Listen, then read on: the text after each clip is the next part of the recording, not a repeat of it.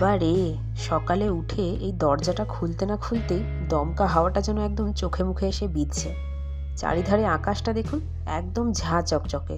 কিন্তু ওই দুপুর ৩টে বাজতে না বাজতেই চারিধারটা কেমন যেন একটা ধোঁয়াশা মতো হয়ে যায়। এখন আকাশের রংটা এতটাই স্বচ্ছ দেখুন, কোথাও এক ফোঁটা কিন্তু সাদা সাদা তুলোর মতো মেঘ কিছুই ভেসে নেই। তবে গতকাল ছিল মারাত্মক রকম ঠান্ডা, আর আজকে সকাল থেকেই এত সুন্দর মিষ্টি রোদটা উঠেছে, যার জন্য সকালে উঠে আগে কালকের ভেজা জামাকাপড়গুলো এই ব্যালকনিটাতে মেলে দিয়েছি। আর ওই দেখুন, এই ফাঁকা জায়গাটার পাশে যে ঘরগুলো দেখতে পাচ্ছেন একই রকম দেখতে, ওগুলো কিন্তু এখানে সরকারি কোয়ার্টার। আর তাদের মধ্যে কেউ বোধহয় এখানে আবার চাষও করেছে। এই ব্যালকনি থেকেই কিন্তু ফুলকপি আর বাঁধাকপির চারাগুলোকে দেখতে বেশ লাগে। হাওয়া শুরু হয়েছে এই সময়টা দেখেছেন, আর হাওয়াটা এত ঠান্ডা না, কান টান একদম মানে শিরশির করছে পুরো, এত ঠান্ডা হাওয়া। চলুন ঘরে যাই, এখন ৯টা মতো বাজছে, গিয়ে একটু ব্রেকফাস্ট করে নেব। বুঝুন কাণ্ড, এই সকাল ৯টা বাজতে না বাজতেই আমার এই দুষ্টু ছানার বায়না শুরু হয়ে গেছে, তাকে এখন টিভি চালিয়ে দিতে হবে। সকালের সমস্ত কাজবাজ তো হয়ে গেছে, আর স্নানও হয়ে গেছে, আমারও হয়ে গেছে, শ্রীহানেরও হয়ে গেছে। তো এখন শেষ কাজ হচ্ছে রান্না করা। তো রান্না তো করতে যাবই, তো তার আগে ভাবলাম আপনাদের সাথে দুটো কথা বলি। আজকে একটা রান্না আপনাদের সাথে আমি ভাবছি শেয়ার করব। তো সেটা অনেকেই অনেক রকমভাবে করে থাকে, তো আমি কিভাবে রান্নাটা করি ভাবছি তারই রেসিপিটা আপনাদের সাথে একটু শেয়ার করব। খুবই কমন একটা রান্না, যদিও বা বিশেষ কিছু এর মধ্যে দেখানোর নেই, কিন্তু তাও ঘরোয়া পদ্ধতিতে আমি যেভাবে করি ভাবলাম সেটাই আপনাদের সাথে আজ একটু না হয় শেয়ার করি। প্রতিদিন তো নানা ভ্লগ এদিক ওদিক অনেক কিছুই আপনাদের দেখাই, তাই আর কি আজকে ভাবলাম ঘরোয়াভাবে একটা সুন্দর রান্না আপনাদের সামনে প্রেজেন্ট করব। তো চলুন কিচেনে গিয়ে আবার দেখা হচ্ছে।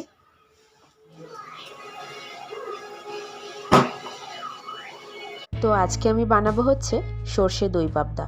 তো এটার জন্য আপনাদের পছন্দ মতো সর্ষে আপনারা নিতে পারেন, সাদা সর্ষে, কালো সর্ষে, যার যেটা খুশি আপনারা নেবেন।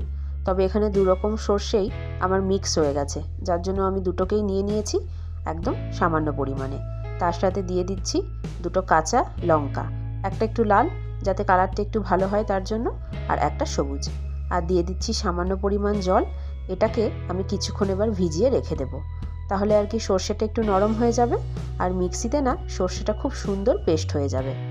আর নিয়ে নেব অল্প করে টক দই। তো আমি টক দইটাকে একটু জল ঝরিয়ে নেব, যার জন্য আমি চা ছাঁকনিটাই নিয়েছি। আপনাদের কাছে যদি অন্য ছাঁকনি থাকে আপনারা সেটা ব্যবহার করতে পারেন, আমার কাছে ছিল না তাই আমি এটাই নিয়েছি। তো ছাঁকনির মধ্যে দইটাকে দিয়ে আমি এই বাটিটাতে কিছুক্ষণ রেখে দেব যাতে জলটা ঝরে যায়। এবার যেই পাত্রতে আমি রান্নাটা করব সেই পাত্রটাকে নিয়ে নিয়েছি, তার মধ্যে দিয়ে দিলাম বেশ খানিকটা সর্ষের তেল। আর সর্ষের তেলটা কিন্তু একটু বেশিই দিতে হবে। আর এই যে যেখানে সর্ষে, কাঁচা লঙ্কা পেস্টটা আমি বানিয়ে রেখেছিলাম, আর হ্যাঁ, এটা পেস্ট করার সময় সামান্য পরিমাণ কিন্তু নুন আমি দিয়েছিলাম, সেই পেস্টটাকে ঢেলে দিয়েছি। আর টক দইটাকে আমি ফেটিয়ে নিয়েছিলাম, সেই টক দইটাও এখন দিয়ে দিলাম। আর নিয়েছি আমি এখানে একটু কাশ্মীরি মির্চের পাউডার, নুন, হলুদ আর সামান্য চিনি। যেহেতু আমি দইটাকে অ্যাড করছি তাই দইটা ব্যালেন্স করার জন্য সামান্য পরিমাণ চিনি একটু দিলাম। এতে করে কিন্তু গ্রেভিটা মিষ্টি হবে না, তবে অন্যরকম একটা স্বাদ আসবে, যার জন্য কিন্তু গ্রেভিটা খেতে ভীষণ ভালো লাগবে। আর এই যে আমাদের রান্নার আজকে মেন উপকরণ পাবদা মাছ। এখানে আমি মাঝারি সাইজের 4টে পাবদা মাছ নিয়ে নিয়েছি। আর এই পাবদা মাছ বুঝেই কিন্তু আমি গোটা মশলাটাকে তৈরি করেছি। আপনারা যেরকম পরিমাণ মাছ নেবেন মশলাটাও কিন্তু সেই হিসাবেই তৈরি করবেন। এবার এই মাছগুলোকে মশলাটার সাথে এপিট ওপিট উল্টে বেশ ভালো করে মাখিয়ে নেব।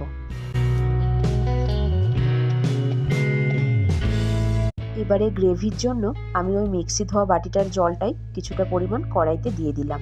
তারপরে জলটা এই মশলার সাথে একটু ভালো করে মিশিয়ে নেব। আর আমি এখানে একদম অল্প পরিমাণ একটু টমেটো একদম কুচি কুচি করে কুচিয়ে রেখেছিলাম, সেটাকে অ্যাড করে দিলাম। আর দিয়ে দিচ্ছি ওপর থেকে 2-3টে চেরা কাঁচা লঙ্কা। ব্যাস, অর্ধেক রান্না কিন্তু আমার এখানেই কমপ্লিট হয়ে গেছে। আর বাকিটার জন্য আমি একটুখানি গ্যাসের আঁচটা জ্বালিয়ে দেব, মাত্র 10 থেকে 12 মিনিটের জন্য, তাও আবার একদম মিডিয়াম ফ্লেমে।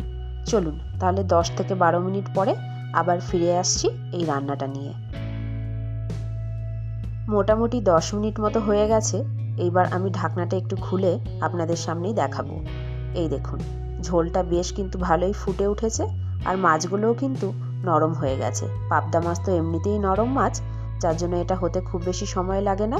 আর এই সময় কিন্তু টমেটোগুলোও গলে গেছে।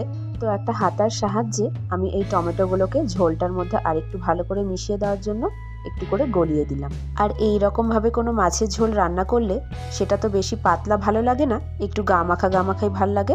তো টমেটোটা ওই জন্য গলিয়ে দিলাম, এতে করে ঝোলটা কিন্তু বেশ আরেকটু মাখো মাখো হয়ে যাবে। খুবই অল্প সময়ের একটি রান্না, শুধু মশলাটুকু জোগাড় করতেই যতটুকুনি সময়, বাকি রান্নার জন্য কিন্তু আপনাকে একদম সময় নষ্ট করতে হবে না। অল্প সময়ের রান্না কিন্তু খেতে ভীষণ টেস্টি। চলুন, রান্না আমার প্রায় শেষের পথে। আর এই সময় নামাবার আগে ওপর থেকে একটু ধনেপাতা কুচানো দিয়ে দিলাম। আর গ্যাসের ফ্লেমটা বন্ধ করে একটু ঢাকনা দিয়ে আমি 2-3 মিনিট মতো রেখে দেব, তারপরে ঝোলটাকে নামিয়ে নেব। আর রান্নাটা পুরোপুরি ডান করার আগে অবশ্যই কিন্তু নুনটা চেক করে নেবেন। যদি প্রয়োজন হয় নামাবার একটুখানি আগে নুনটা দিয়ে সামান্য ফুটিয়ে নেবেন। তৈরি হয়ে গেছে আমার চট জলদি পাবদা ফিশ কারি। চলুন এবার প্লেটিংটা সুন্দরভাবে সাজিয়ে নিই। এত সুন্দর মাছ, তার সাথে রান্নাটাও ভীষণ সহজ। আপনারাও কিন্তু এই রান্নাটা অবশ্যই বাড়িতে ট্রাই করবেন। আর সাথে কিন্তু একদম গরম গরম ধোয়া ওঠা ভাত নিয়ে বসবেন। ঘড়িতে সময় এখন দুপুর 2টো। আর এই মাছের কারিটা হতে হতে পাশে কিন্তু আমি ভাতটাকেও বানিয়ে নিয়েছি। আর এই দেখুন, দুপুরের পাত একদম সুন্দর করে সাজিয়েও নিয়েছি। মাছের ঝোল তো আছেই, তার সাথে আছে মাছের মাথা দিয়ে বাঁধাকপি আর পেঁয়াজ কালো জিরা ফোড়ন দিয়ে মুসুর ডাল। চলুন ব্লগটাও তাহলে আজকে এখানেই শেষ করছি। ভালো লাগলে একটা করে লাইক কমেন্ট শেয়ার করবেন। তাহলে সকলেই ভালো থাকবেন, সুস্থ থাকবেন। খুব তাড়াতাড়ি দেখা হবে পরের আরেকটি নতুন ব্লগে।